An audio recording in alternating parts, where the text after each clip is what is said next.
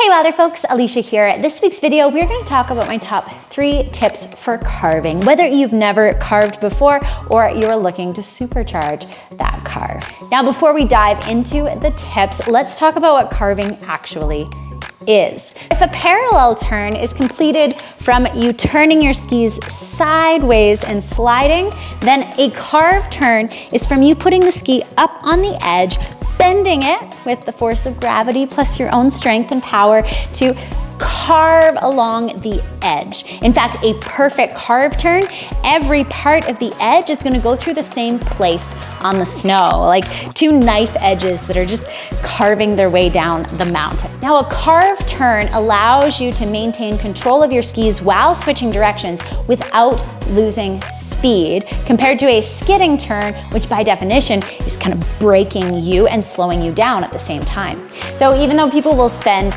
tons of time just carving on piste or on groomers, just having fun, getting that zingy reaction out of the ski, the skill of carving also translates to when you're skiing off piste or powder snow, because you're gonna be able to complete a turn without braking or stopping, which is gonna make feeling flowier on more terrain easier. The cool thing is, once you have the skill of carving and the skill of pivoting, you can now combine these techniques and create basically any turn shape that you want to explore the mountain and have more fun on it. So now that we know what carving is, what are my top 3 tips to improve it or to start carving? My first tip is to practice rollerblade turn. You're gonna wanna start on a relatively flat slope, probably one that's been groomed. You could use a cat road, provided you know there's no one behind you trying to get ahead of you. What you wanna do is put your skis up on the smallest amount of edge possible. So start with just your ankles, put them onto their edge and see where the side cut naturally takes the ski. If you've never done this before, it can feel a little scary. So start with a really wide run, and remember, if you wanna unlock your carve, you either flatten those feet or you turn your skis sideways back into that pivot. As you get more comfortable with rollerblade turns, you can start to put your knees into it, and before you know it, you're gonna be arcing some full throttle carve turns down that slope. My second tip is to strengthen your feet.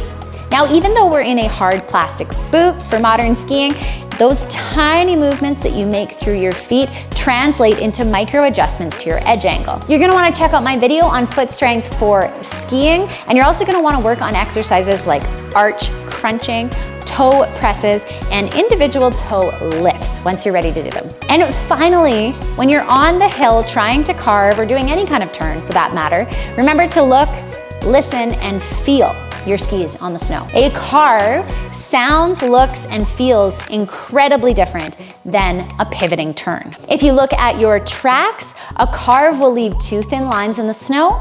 A pivot will leave a skid mark, or it looks like the snow has been pushed away. A carve will sound much quieter than a pivot turn because you're not scraping the snow off the slope, instead you're digging in to the slope beneath your feet. A carve will feel smoother and more jumpy than a pivot turn because you're bending that ski. It's going to give you energy back, which is going to help propel you out of your first turn and into your second one. And finally, a carve will feel smoother than a pivot turn because you're not jumping and sliding down the snow. Instead, you're cutting into it. Now, all these things will be more significant on hard snow, so it could behoove you to take a couple runs on those groomers if you want to try out this technique. But you'll also know that you're carving or you're putting your skis on edge this way instead of pivoting on steep, snowy slopes, because you'll keep more speed and skiing will be easier than if you're pivoting all the way down. And remember, once we get off piste, we can combine any amount of a carve